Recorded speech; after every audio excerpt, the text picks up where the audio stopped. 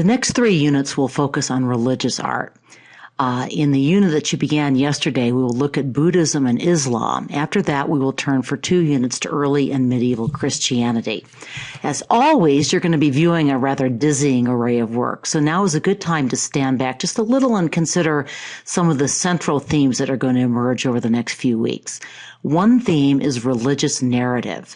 The period we will cover in the next 3 units is a largely pre-literate age. Most people will not have access to the written word, and the printing press has yet to be invented. So the central narratives of a religious tradition were relayed orally or through art. Now, you're already familiar with the Christian narrative, which, trust me, is going to be a great help to you. My guess is, however, that you are less familiar with the central stories of Buddhism and Islam. So in these next lectures and accompanying videos, we're going to introduce you to these narratives. We've already talked about the special characteristics of sacred spaces, their exclusivity, their abundance of material wealth and decoration, their association with ritual and ceremony, and in many cases, their location in a place of special spiritual or political significance. In this unit, we're going to be looking at Buddhist stupas and temples and at Islamic mosques. Your long essay for this unit will be a question on sacred spaces that you will answer with a reference to a stupa and to a mosque. In subsequent units, you're going to add paragraphs on Byzantine, Romanesque, and Gothic cathedrals, so this question isn't going away. Finally, all religious art, or almost all religious art, contains some kind of iconography, in other words, symbols that serve as a kind of spiritual shorthand for both the narratives and the theological teachings of that religion. We're going to focus a great deal on iconography when we study Buddhist art now, and much of it's going to be unfamiliar, so hang in there. By the way, I'm not going to read all these questions out loud. You have them on these slides, and you already have a list of cultural context questions that I handed out earlier in the year. But here is a pretty typical example from 1999. In many cultures, artists have produced images for religious use. Name 2 images, such as wall decorations, sculptures, or other objects, each from a different culture. At least one image must be from a non-European or non-European-based culture. Discuss how the images conform to the beliefs of the culture. In other words, you need to be able to talk about the beliefs and the ways in which each contributed to reinforcing these beliefs. Let me repeat a comment I made about your last context essay. Don't just talk about the work of art. Talk about what you're learning about that culture, about that religion. It's going to be important, but then, of course, you do need to relate it to the work of art. Let me just say now a word about identifying works. You should try to know a few of these images pretty thoroughly so that you can identify them. Remember, the question almost always says fully identify. This is going to be easier when you have your group PowerPoints to review, but I think it's harder to keep track of images when they're quite similar and when they're from an unfamiliar culture. This is the question you're going to be answering for this unit, again with a reference to a Buddhist stupa and a Muslim mosque. Virtually all of the world's cultures have defined sacred spaces for religious purposes. The design and appearance of these spaces vary greatly. Fully identify 2 specific sacred spaces, at least one of which must be from beyond the European tradition. For each choice, discuss the relationship between the appearance of the space and its religious function. Again, you need to be able to talk about the religious beliefs and really, in this case, also religious practices. This question is not obviously religion, but here again, the highly stylized figure of the Buddha could provide a strong example of a depiction of the human body and give you something else to talk about. We'll note that the Buddha is depicted somewhat differently by different strands of Buddhism. The fasting Buddha that you'll see in a few minutes, by the way, would be a very good image, I think, to use for this question. Again, much narrative art is religious art. In a minute, we're going to be turning to the narrative of Siddhartha Gautama, or the Shakyamuni, the original Buddha. Buddhism, and especially Chinese and Japanese Buddhism, emphasize ties to the natural world. Watch for this in the art you'll be studying as well. This is similar to a question you've already seen. Again, become familiar with portrayals of the Buddha, or more accurately, of Buddhas. You'll see they can be quite different. This would work well for this kind of question. I think this is a tough question, but the Emerald Buddha that we'll look at in the third Buddhism lecture, actually I think it'll be the fourth Buddhism lecture now, would be a great example to use with this tough question. It's a Thai example. And here's last year's question. Almost all of the major Buddhist sites are also pilgrimage sites, and the same is true for major mosques. So think about, how does the art and architecture of the sacred space reinforce the experience of pilgrims? Okay, now that I've made the next few units sound alarming, I'll move on to Buddhism, and I hope allay some of your concerns, or at least give you some information to answer those questions. We're going to begin our story in northern India. It's actually now Nepal, on the border between India and Tibet. We're not going to study Hindu art, alas. But to understand Buddhism, you do need to realize that it developed in part as a reaction against and in part as a further development of certain elements of the traditional religion of India. Religion in India prior to the arrival of Buddhism, and later Islam, was dominated by the Brahmin or priestly caste. Indian society was, and in many ways still is, divided into rigidly hierarchical castes, with the Brahmin or priestly caste on top. The Brahmins were responsible for very elaborate sacrificial rituals that largely excluded people in other castes. Much of Buddhism's original appeal was the access to spiritual wisdom that it granted to non-Brahmins. It has never been a caste-based religion, although, as we'll see later, it did appeal in certain forms to particular groups. But Indian Buddhists accepted and indeed built on two other important elements of Hindu thought. In the West, we usually refer to samsara as reincarnation, the belief that how justly or unjustly one behaved in previous lives, in other words, one's karma, determined one's status in this life. Now, in the West, we tend to view reincarnation rather romantically, or at least favorably. My husband's Aunt Peggy once told me that even though she's been a good Methodist all her life, she'd really like to believe in reincarnation. So she had some hope of coming back to Earth as the most pampered being imaginable, a McConnell dog. And as you can see, she has some point. I'd kind of like to come back as a McConnell dog, too. But for many in India, samsara was a great burden. It was a treadmill that they were doomed to run on forever unless they could figure some way to get off. The escape from samsara was known as moksha to Hindus and nirvana to Buddhists. Now, in its original Buddhist conception, it really meant not a heavenly or a pleasant place, as we tend to use the word nirvana when we use it in sort of casual conversation. Instead, it meant a kind of blessed emptiness, an escape from the pain and suffering and never-ending cycle of reincarnation that was part of the world. Now, as we're going to see, Buddhist teaching develops many branches as it moved from India east to China, Japan, and Southeast Asia. But all Buddhism begins with the life of Prince Siddhartha Gautama, who was born around 563 BCE as the oldest son of the king of the Shakya clan. This is why the traditional Buddha is known as the Shakyamuni, and you'll understand better later why I'm referring to the traditional or historical Buddha. As it turns out, confusingly, there are a whole bunch of Buddhas, and we'll encounter more. This image comes from Gandhara in what is now Pakistan, an area, by the way, heavily influenced by Alexander the Great and Hellenistic art. You can see this in the elaborate drapery. We'll talk about that more in the next lecture, but for now we're focusing on the story. And what you see here is a story of the miraculous conception of the Buddha.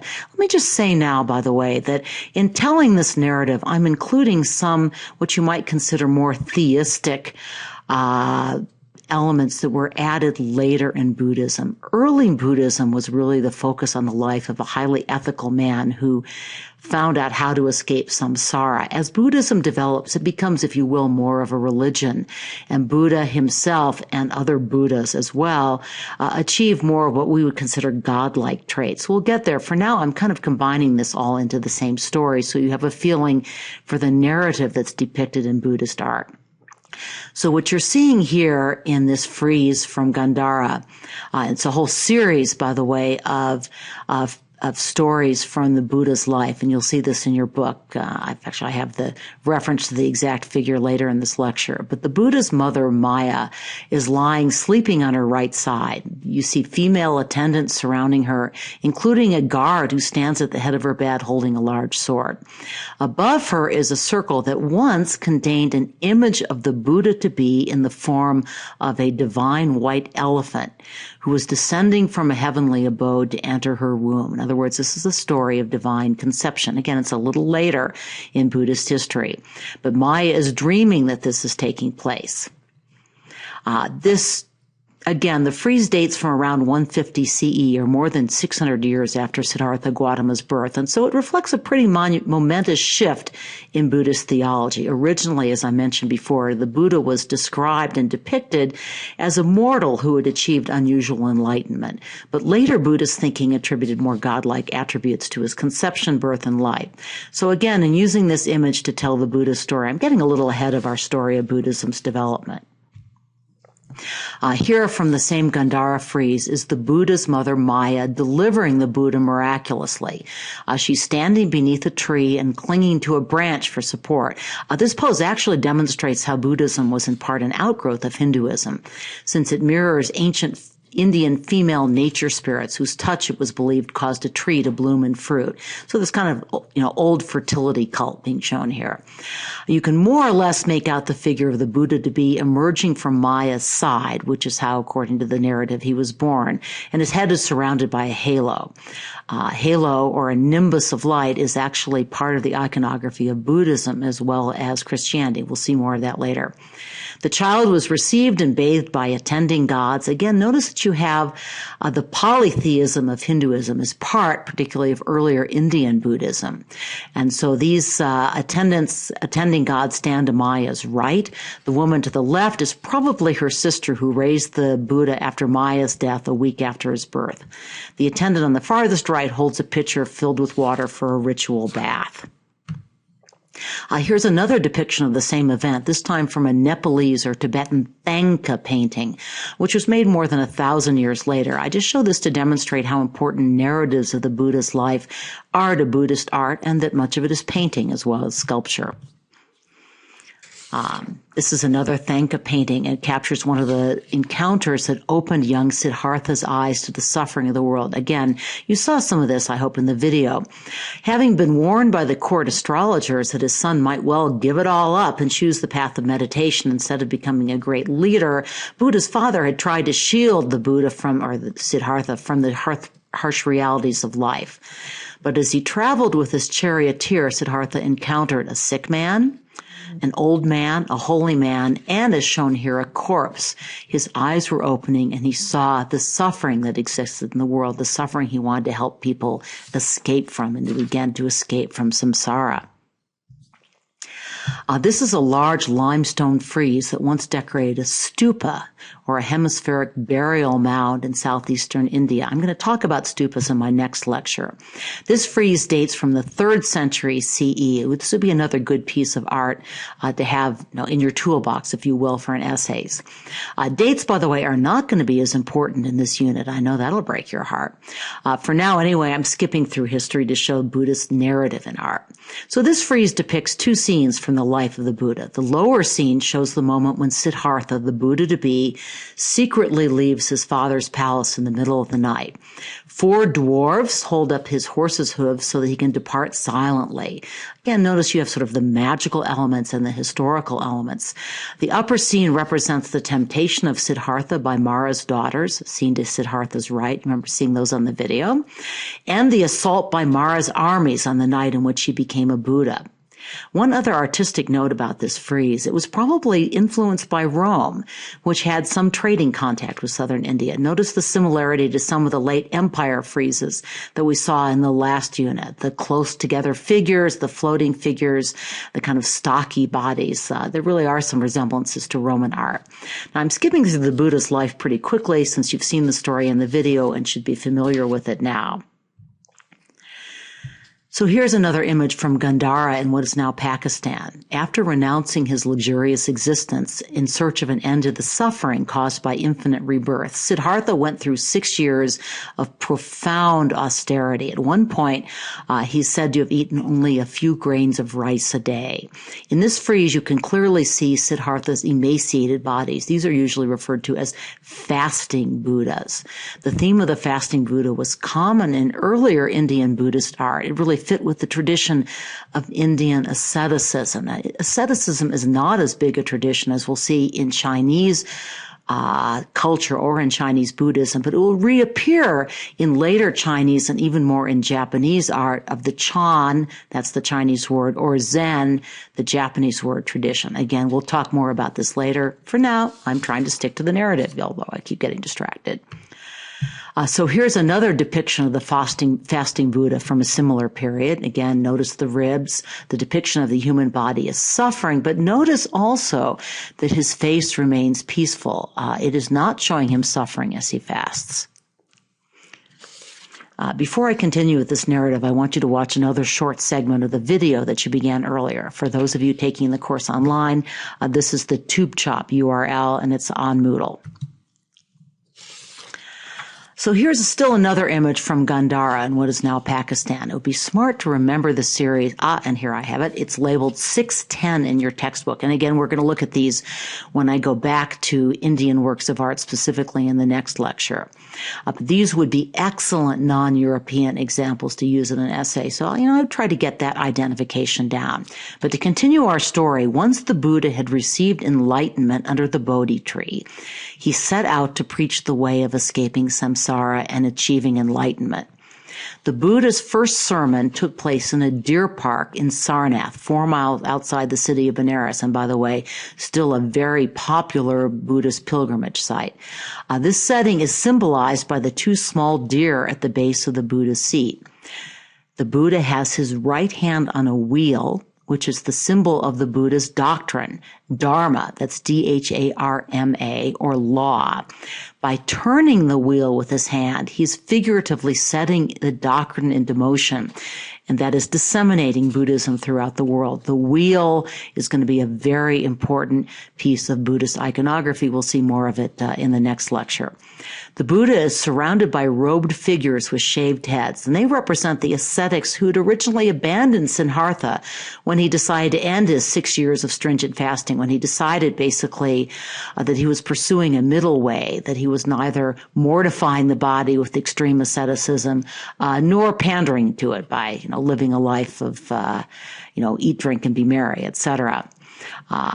So they were now attracted because they saw the Buddha's glow of enlightenment, and they became his first disciples. Here's another image of the Buddha with 2 of his disciples, more of these Tibetan paintings. I include this, by the way, because they don't seem to be in your book, but they're an important element in Buddhist art. So according to several Buddhist texts or sutras, after his enlightenment, the Buddha visited the heaven of the 33 gods, Trayastrimsha. That's a Hindu heaven, by the way, to preach to his mother, who had passed away without the benefit of hearing his doctrine, since she died right after his birth, and also to preach to the other inhabitants of this heaven. After living there for 3 months, he then descended to earth at Samkashya, another pilgrimage site. So here the Buddha is shown flying at the upper right of the panel and preaching to the gods at the upper left. The large central image, shown standing on a lotus, depicts the moment of Shakyamuni. Again, remember, that's the historical Buddha's, his descent at Shamkasha. He's attended at his right by a standing figure holding a varya, or a thunderbolt scepter, who probably represents Indra, the ruler of Trayastrimsha heaven, and a Hindu goddess. So notice that this story combines Hindu narrative, the heaven of the 33 gods as a Hindu paradise and Indra as a Hindu goddess, with the story of the Buddha. Again, this reflects the way the narrative of the Buddha became more theistic over time, even in India. We'll see further development of Buddhism as a religion as opposed really to a philosophy or psychology when we get to Chinese Buddhism. I couldn't actually find an attribution of this Indian statue, but it shows the descending Buddha revered again by the Hindu goddess Indra after he comes back from that that heaven. So Hinduism and Buddhism actually coexisted in India for hundreds of years, and there was, as you can see, a certain amount of crossover worship. Buddhism was quite consistent with polytheism, although whether it is in fact even a theistic religion is somewhat debated. By the way, the term for a god descending to earth is an avatar. That's a term you've probably encountered in other contexts. So Shakyamuni, again, the historical Buddha, realized clearly that death was approaching. He'd actually been given some food that had inadvertently become poisoned, but he, according to the story, took it anyway because he believed that he should accept any food that was given to him, and the man who was giving it to him did not realize it was poison. So at any rate, he realized his death was approaching, and toward midnight that same day, the event known in Buddhist terminology as the Parinirvana, or final nirvana, took place. Pari is P-A-R-I, then nirvana, N-I-R-V-A-N-A. I should put that on the slide. It was a full moon night and also his 80th birthday. One Buddhist scripture gives this description of the Buddha entering Parinirvana. The trees burst into full bloom out of season, bent down over the Buddha, and showered his body with their flowers as if to do him supreme honor. There were heavenly flowers that rained down and scattered over the Venerable One, and the world was like a mountain whose summit has been shattered by a thunderbolt. It was like the sky without the moon. Notice, by the way, that one of the ways that nature can be conveyed in art is as religious events transforming nature. It would be an interesting way to answer the question about nature. Maybe not exactly what the college board graders were expecting, and that's sometimes good. At any rate, we're going to leave the narrative of the Buddha now and look first at the iconography of Buddha statues and then at Indian Buddhist stupas. After that, in subsequent lectures, we're going to look at the different directions that Buddhism took in China and in Chinese art, and then in the final lecture at Buddhism in Japan and in Southeast Asia. But as a transition to the next lecture, I'd like you to watch this last segment of the video on the Buddha's life and the birth of Buddhism. This is the tube chop version, again, for anyone who's doing this course online.